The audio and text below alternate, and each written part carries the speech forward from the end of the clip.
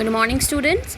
I am your science teacher Swati, and today we will discuss the chapter Changes Around Us. That is the part 4, and page number is 64. In the last session, I have discussed the chemical changes. Now we will discuss some examples of chemical changes.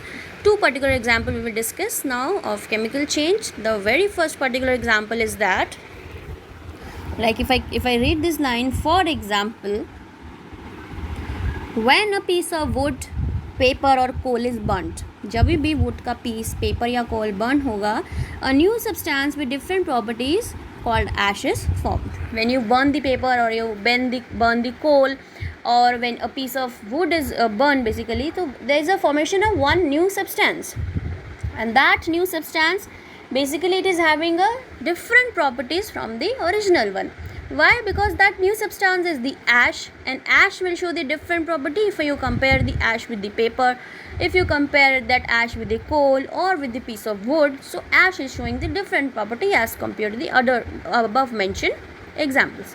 So it is showing the different property, so we cannot change and again we cannot change the ash into wood also. Fine, that ash cannot be changed into wood and the paper or the coal again. So that changes. So what that changes basically a chemical change, because there is a formation of new substance, and also this change is a irreversible change. Why? Because that ash cannot convert into now wood, paper or the coal again. So all the chemical changes are your irreversible changes. Make sure the point, all chemical changes are basically what they are, the chemical changes. All chemical changes are basically the irreversible changes. Fine. So next is the next example. It is given burning of candle wax, figure 6.5. There is a burning of candle wax is a chemical change because it releases carbon dioxide and water vapor, which is a new substance, and because it is releasing the new substance, that is the carbon dioxide and vapor, so it is a chemical change. And chemical changes are always, they are irreversible in nature. So जितने भी आपके chemical changes होंगे, इन सब का nature कैसा होगा? Irreversible. Fine. Next is, let's answer, match the following.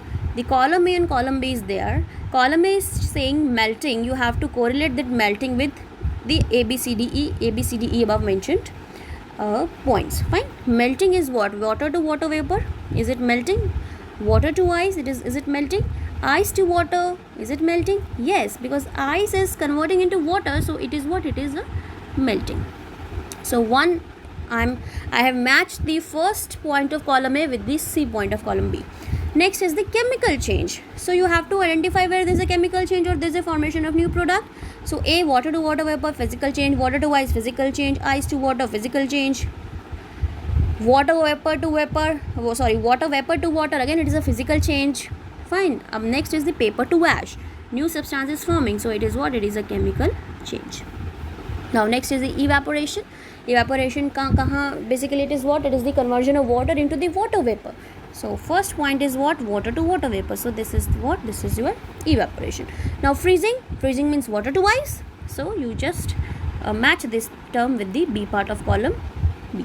That is the water to ice. Now next is the condensation. Condensation is the conversion of gas into liquid. So it means water vapor into water. This is the condensation. So next is the next part of this let's answer is B, which is fill in the blanks with the correct answers. The melting of candle wax. See, there is two related to the candle wax. We have studied the 2 points. One is the melting, other is the burning. So when there is a melting, it means it is a physical change, and when the word is burning is mentioned, it means it is a chemical change. So now it is mentioned melting of candle wax, it means it is what? It is a physical change. Next is the ripening of fruit. So ripening of fruit is an example of irreversible change and a chemical change. Ripening of fruit is basically what? It is an example of irreversible change and a chemical change. क्योंकि जब fruit पक जाता है तो नया कोई product आपको मिलेगा जिसका टेस्ट कच्चे से थोड़ा सा, जो कच्चा फ्रूट होगा उससे आपको बेटर रहेगा. Now next is rusting of iron and spoiling of milk are both are the chemical changes. Why? Because rusting of iron is giving you a new product that is showing the different properties, and also the spoiling of milk is giving you the new product, that is the paneer, which is different from the milk. Now next is Making curd from a milk, it is again an irreversible change because you cannot convert curd into milk again. Fine. Now next is growth of a puppy into a dog is an example of irreversible change because now that dog cannot be converted into puppy. Fine. So it is what? It is a irreversible change. Now next is the expansion and contraction of materials.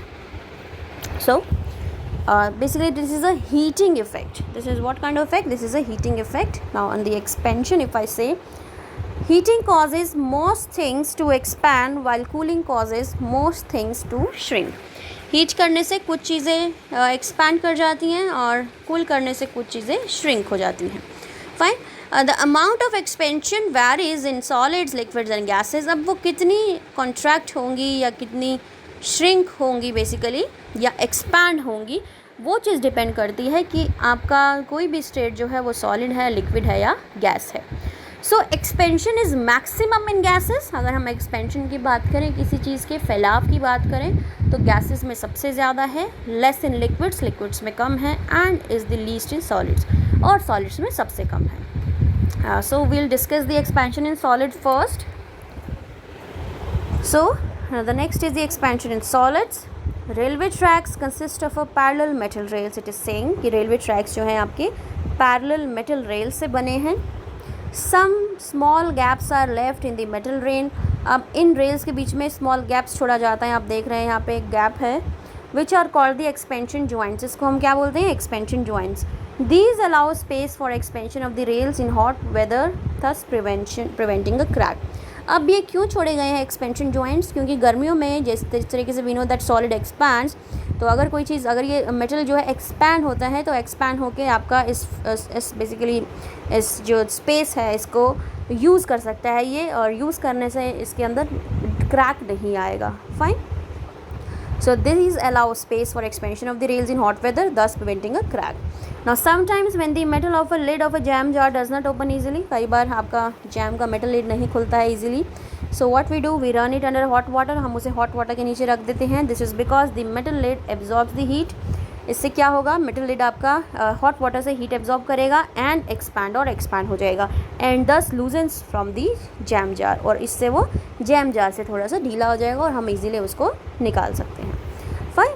So expansion in solids का example है कि जो solids हैं आपके वो temperature बढ़ाने पे expand करते हैं, बट इसकी एक्सपेंशन की अगर हम अमाउंट की बात करें कि कितना एक्सपैंड करेगा, वो थोड़ा सा कम रहेगा as compare to the liquids and the gas. So आज इस टॉपिक में इतना ही.